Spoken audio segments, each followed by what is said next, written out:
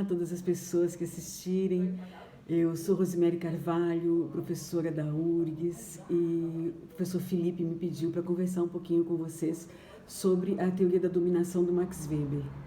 Eu espero fazer isso no máximo em 30 minutos. Vamos ver se eu consigo. Para entender um pouquinho a teoria da dominação do Weber, é importante entender por que ele chega nisso, né? Por que ele chega nessa teoria da dominação? Ele chega principalmente porque o Weber tinha uma questão. Weber era um intelectual alemão, né, prussiano, nasceu na Prússia. A Alemanha recém tinha se unificado na época do Weber. Ela se unificou muito tardiamente, se industrializou muito tardiamente. E existiam duas grandes potências naquele momento. Uma era a Inglaterra, que, como vocês sabem, começou o processo de industrialização, então estava na frente, já era uma grande potência, né? E a outra era a França, que também era uma grande potência, embora tenha começado a industrialização depois da Inglaterra e tenha tido altos e baixos, porque o Napoleão proibiu, depois veio novamente o processo de industrialização. A França era uma potência cultural muito impressionante, tinha uma influência cultural semelhante à que os Estados Unidos têm hoje. Tanto que a língua francesa era uma língua como o inglês é hoje, certo? Quase obrigatória naquele momento. E o Weber, preocupado com a sua Alemanha, se perguntava o que era necessário para que a Alemanha construísse uma nação, né, construísse um país que não se submetesse a essas outras duas grandes potências, ou seja, que fosse um país tão potente quanto, né? Para tentar responder essa pergunta, o Weber se fez uma segunda. Como é que essas sociedades modernas, né, que ele observava, a França, a Inglaterra, como que elas tinham chegado a ser aquilo que elas eram? Sendo que tão recentemente elas eram totalmente diferentes, né? Saídas ali do feudalismo, da Idade Média, para deixar simples assim, né? Ele se perguntava isso, e o Weber fez um grande estudo para tentar compreender como que as sociedades modernas chegaram a ser isso que elas são, o que elas eram, né? Para fazer uma distinção com a sociedade contemporânea. Ele começou, uma das primeiras teses do Weber foi sobre Roma Antiga, era sobre a agricultura, a economia agrícola na Roma Antiga. Depois o Weber estudou a China, estudou a Índia, estudou principalmente as religiões dessas sociedades, porque o Weber entendia que as religiões tinham uma importância muito grande na constituição das sociedades, no modo como as relações se davam nas sociedades, principalmente. Então, tinha uma influência muito grande. Ele se dedicou, quando ele percebeu isso, ele se dedicou ao estudo dessas religiões. Ele tem textos muito importantes sobre as religiões, as grandes religiões do mundo, e ele estudou praticamente todas elas, né? E, claro, como nessas sociedades antigas a religião era muito central, ela tinha uma influência bárbara, né? Então estudar a religião, essas religiões era muito importante para compreender a sociedade, não só, mas também e para ele principalmente, tá? Então Weber fez vários estudos sobre isso, e ele estudou as religiões, estudou as relações sociais, e o Weber chega a uma conclusão que coloca no centro da organização social as relações de poder. Ou seja, o Weber entende que o modo como o poder se constitui numa sociedade influencia toda a sociedade e constrói aquilo que ele chama de ordem, né? O modo da sociedade se organizar. Quando ele coloca o poder como uma relação central na sociedade, o poder passa a ser o principal aspecto de explicação, né, de compreensão dessa sociedade. Mas o Weber diz, quando nós tratamos de poder, né, quando eu me refiro a poder, ele diz, eu estou me referindo a uma relação de imposição da vontade de alguém ou de um grupo sobre outros, mesmo que esses outros não concordem, mesmo que esses outros não queiram que essa imposição seja feita. Logo, o poder pressupõe a possibilidade de usar a força, porque alguma coisa tem que fazer com que essas pessoas que não querem obedecer, obedeçam. E ele diz, o que faz essas pessoas obedecerem é a possibilidade do uso da força, tá? Da força física, da força bruta. Ainda que ela não se realize, certo? Mas há a possibilidade de, então o indivíduo pode ser espancado, pode ser assassinado, pode ser privado da sua liberdade, pode ser supliciado, enfim, uma ação sobre o corpo físico do indivíduo, né? O Weber diz, essa relação é muito importante, claro, mas ela é muito instável, porque os indivíduos não querem obedecer. Os grupos não querem obedecer. Então, na medida em que eles puderem, eles vão se contrapor a essa relação de poder, certo? Muito mais estável é uma relação de poder que consegue impor esse desejo, essa vontade, uma determinada ordem, com a aquiescência das pessoas que vão obedecer, com a aquiescência sobre a qual a relação de poder está sendo exercida, certo? Então, o Weber vai definir isso como dominação. Ele vai dizer, a dominação é a probabilidade que alguém ou um grupo tem de encontrar obediência na manifestação de um desejo, de uma ordem, certo? Então, é a possibilidade que um grupo vai ter de, quando diz assim deve ser feito, os outros obedecerem e concordarem com isso, certo? Concordarem com isso, isso é importante, tá? Isso é fundamental. Por quê? Porque o fato daqueles sobre os quais o poder se exerce concordarem com o exercício desse poder, transforma essa relação de poder numa relação estável, que vai ser menos contestada, que vai sofrer menos tumulto, certo?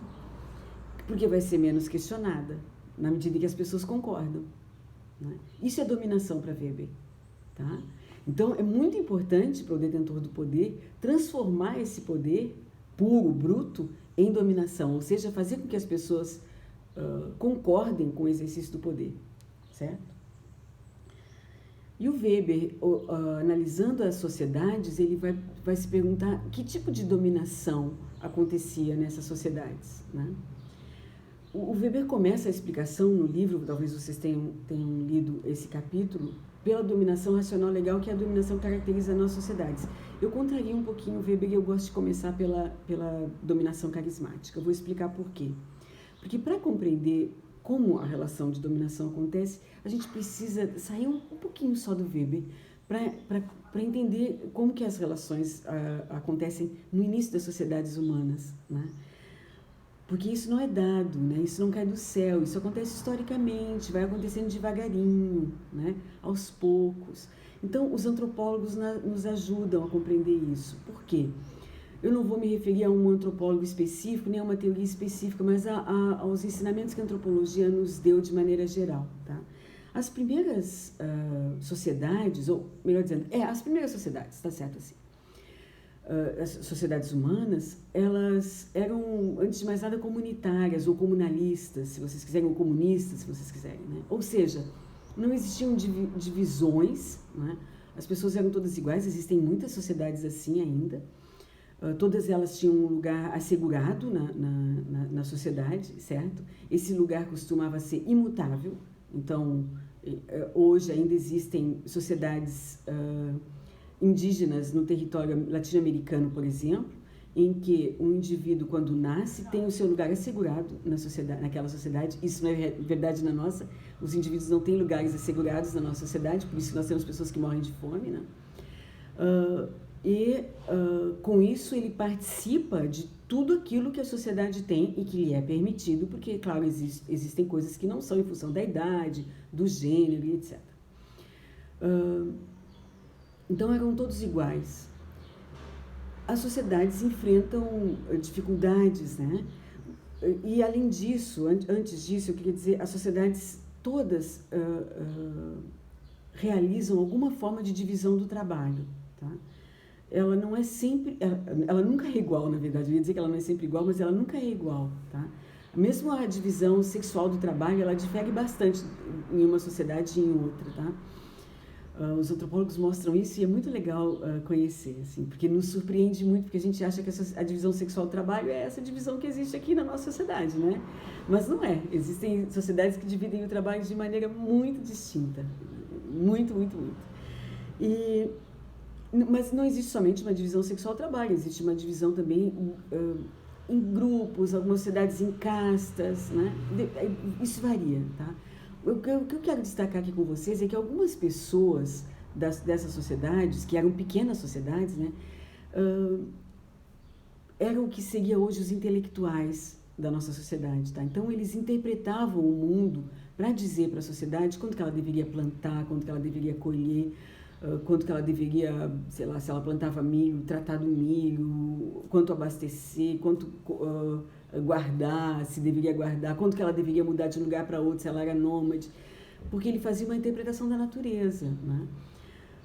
Que nós sabemos que era uma interpretação da natureza, para eles frequentemente era uma interpretação do divino, né? Do além, enfim, daquilo que eles acreditavam, tá? Então esse indivíduo muito frequentemente olhava para o céu e dizia: os deuses dizem que, né?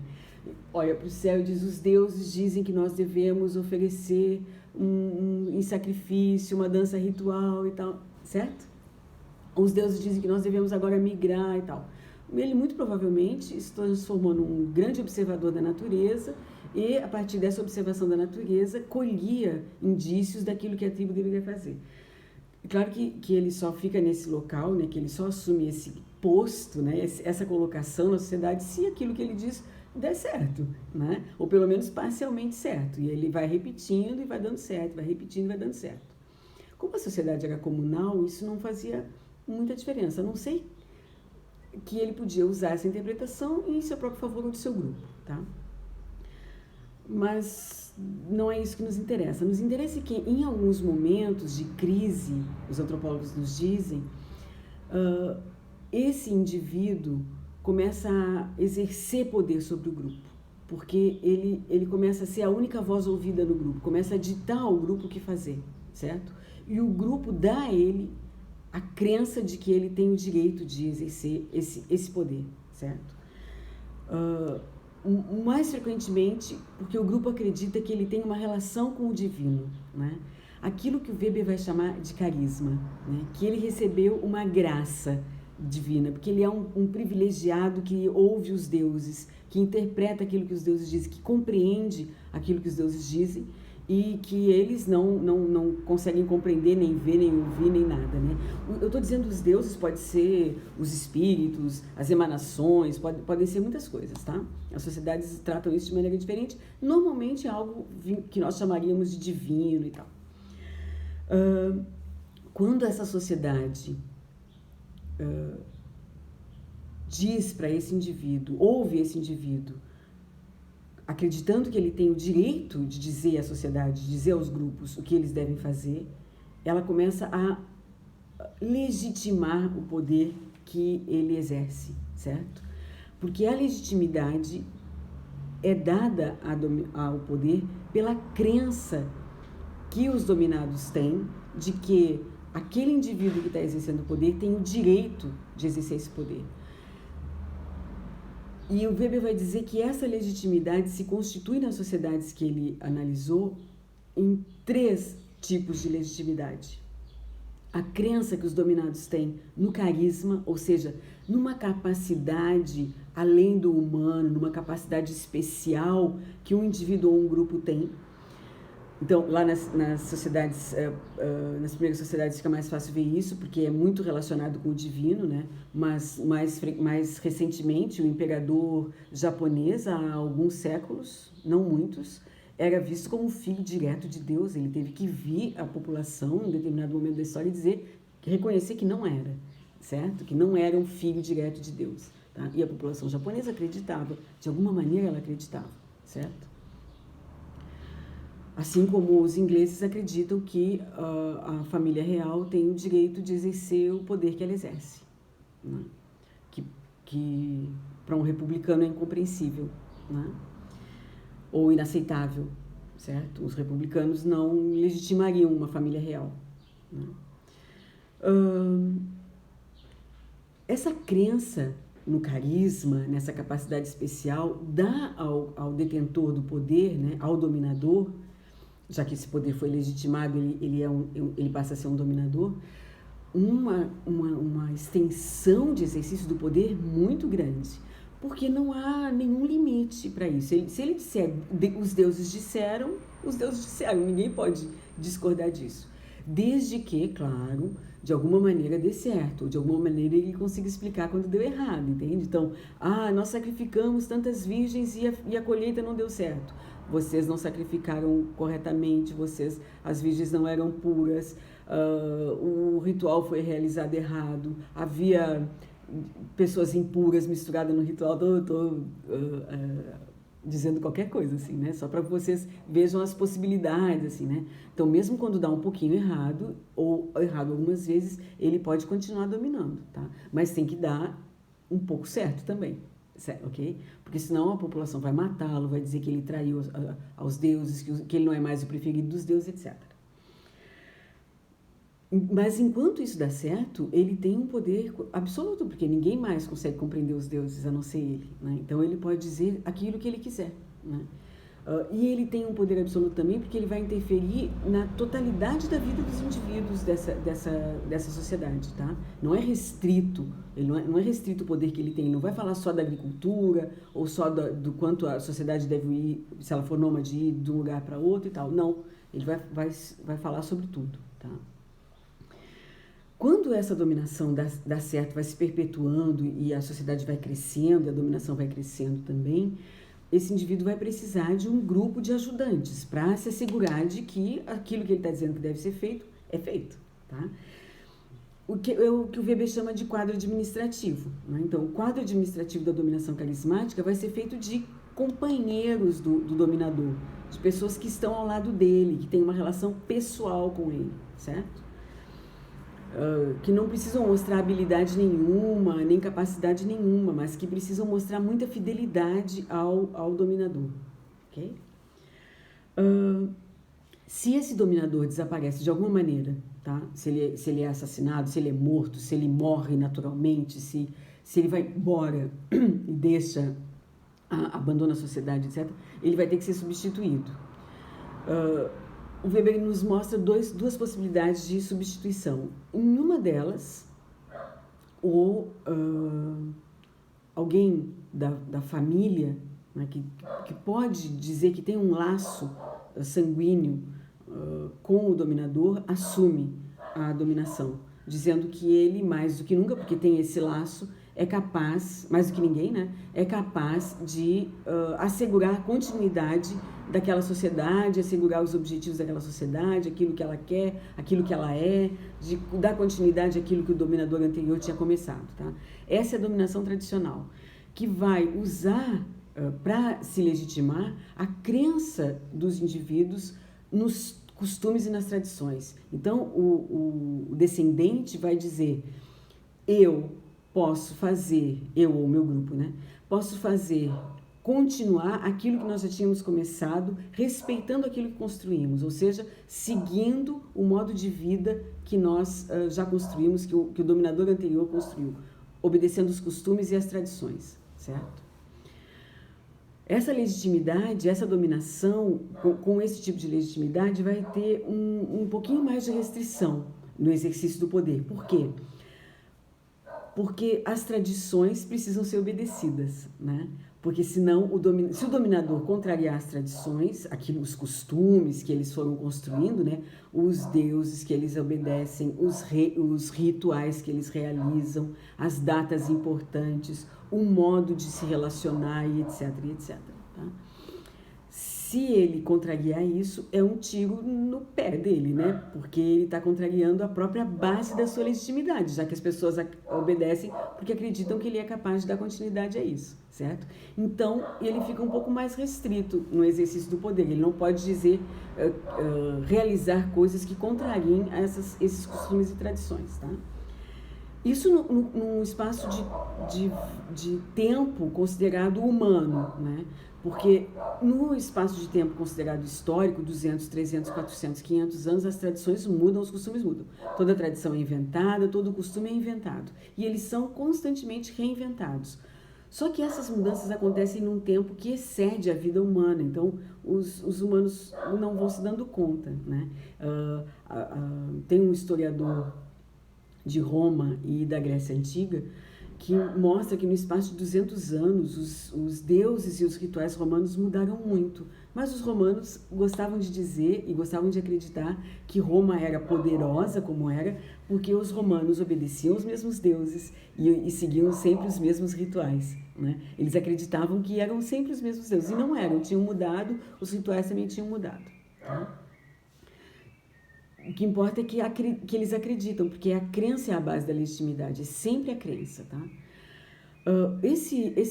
Essa dominação tradicional também pode ter um quadro administrativo, ou seja, os dominadores ou o dominador tem um grupo de ajudantes também para fazer com que aquilo que está sendo ditado, os costumes e as tradições e aquilo que o dominador estabelece seja obedecido, tá? Esse grupo de ajudantes também vai ser um grupo que vai ter uma relação pessoal com o dominador, baseada na fidelidade. Ele vai frequentemente ser recompensado por poder, por exemplo, comer na mesa do Senhor, né? Então, haviam quadros administrativos que viviam na casa do Senhor, no palácio do Senhor, né? A gente consegue ver isso em alguns filmes que mostram a monarquia acontecendo. Tem uma minissérie na Netflix agora sobre... É Versalhes o nome da minissérie, que mostra um pouco da história do Luís XIV e do irmão dele. É do Luís XIV? Acho que é do Luís XIV. E como que aqueles que ele traz para trabalhar para ele, né, vêm morar no castelo. Então tem direito a fazer parte da corte e tal. Recebem títulos e coisas do gênero, tá? E ao mesmo tempo ele também ele também vai fazer com que esses indivíduos que o ajudam possam explorar áreas do reino, né, que vão lhes trazer recompensas materiais. Então tem uma passagem em Versalhes que eles discutem quem vai ganhar o pedágio para passar sobre determinada ponte, né? Porque um dos ajudantes, né, dos indivíduos desse corpo administrativo, desse quadro administrativo, explorava essa ponte que tinha sido construída, né, cobrando pedágio para passar por ela. Veja que o pedágio é antigo, né? E tem um determinado momento que o Luís XIV negocia isso. Ele ou o irmão dele, já não lembro mais do detalhe da série, tá? E fica essa discussão, certo? Então a gente vê ali de uma maneira mais concreta, né, um pouquinho na série, como que isso acontece. Tá?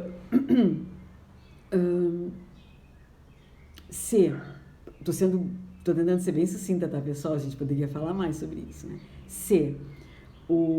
Ao invés de alguém que é descendente do dominador carismático assumir alguém, ou conseguir, né, legitimar o exercício do poder, alguém que era do quadro administrativo do dominador carismático, e ele alegue que ele pode exercer esse poder porque ele, mais do que ninguém, conhece como o líder operava e como que se pode construir modos, meios para que essa sociedade chegue aos seus objetivos, né, para que ela tenha paz, para que ela tenha prosperidade, seja lá o que a sociedade quer. Tá? E ele diga que ele é capaz de transformar isso em regras de convivência, em regras de mediação das relações nessa sociedade, certo? Nesse caso, os dominados vão legitimar o exercício do poder desse grupo, do quadro administrativo, porque acredita na racionalidade das normas, das regras que eles são capazes de construir, já que eles eram um quadro administrativo do dominador carismático, certo? Essa é uma das possibilidades que o Weber mostra. É claro que a dominação tradicional também pode se transformar, como se transformou, em dominação racional legal depois, tá? Mas ele está mostrando duas possibilidades a partir da carismática, porque a carismática é original na história das sociedades humanas, tá? A carismática pode se transformar em tradicional e a tradicional em racional legal, como acontece na história da Europa, por exemplo, porque tinha dominação carismática inicialmente, ela se transforma em dominação tradicional, e a Idade Média é característica disso, tá? E da Idade Média brota, né, a dominação racional legal.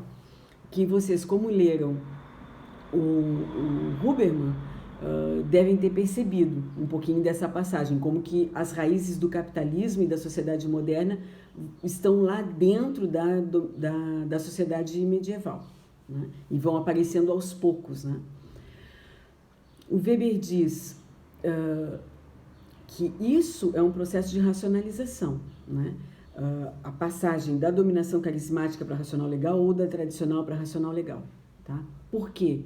Porque o que legitima o exercício do poder, o que legitima a dominação, não é mais uma crença em algo extra-humano, sobre-humano, mas em algo humano, na capacidade da razão dos indivíduos de construir meios que regulem a vida, que sejam mediação para as relações humanas e que levem, através desses meios, a sociedade aos seus objetivos, a viver de uma determinada maneira. Regras essas que são transformadas em códigos legais, né? Não mais costumes e tradições orais, mas regras escritas, dadas a conhecer a todos, que mostram como elas são meios para certos objetivos, certo? Então, os indivíduos, na dominação racional legal, também acreditam em algo, né? Então, a legitimidade da dominação racional legal também é baseada numa crença, isso é importante, né? O Weber não diz que, nós saímos da crença e passamos para uma sociedade iluminada pela razão. Não, não diz isso. Ele diz, nós acreditávamos, obedecíamos porque acreditávamos em certas coisas, continuamos a obedecer porque acreditamos em outras. Acreditamos que o grupo de dominadores é capaz de construir regras de convivência na sociedade, regras de ação que nos levem aos nossos objetivos e que essas regras são transformadas em códigos que são colocados acima de todos, certo? Que servem para todos. Todos os indivíduos da sociedade, todos os cidadãos devem obediência a essas regras, certo? E os dominadores vão exercer a dominação de acordo com essas regras.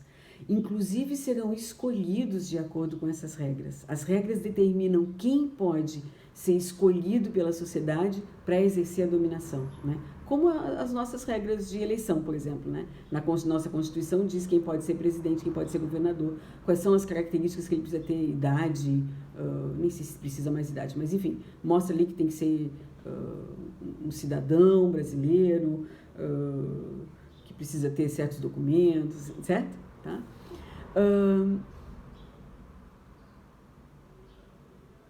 Isso faz com que o dominador tenha uma restrição muito maior do que a dominação carismática e a dominação tradicional, porque ele deve atuar, né, deve dominar segundo as regras, seguindo as regras, certo? Então ele tem um limite muito maior para o exercício do poder, se comparado com o dominador carismático, nem se fala, porque o dominador carismático pode exercer o seu poder sobre qualquer aspecto da vida da sociedade.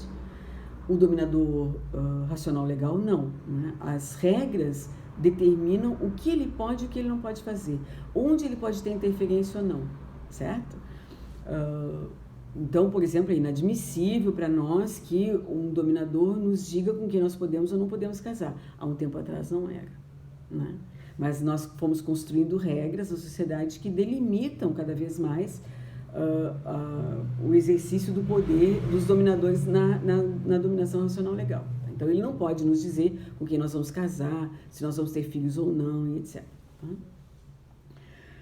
não pode entrar na nossa vida pessoal em qualquer aspecto, mas entra em alguns. Tá? Esse dominador, esse grupo dominador, também vai necessitar, principalmente, porque as sociedades racionais legais costumam ser grandes, de um quadro administrativo, certo? Esse quadro administrativo é a burocracia, né? O Weber descreve o quadro administrativo da dominação racional legal como a burocracia. Isso é muito importante, eu sempre assinalo muito isso com os meus alunos. É muito importante lembrar sempre que a burocracia é o quadro administrativo da dominação racional legal, certo? Para que a gente não pense que ela é uma tecnicalidade, ela não é. Ela é parte de uma relação de poder, ela é parte de uma dominação, certo?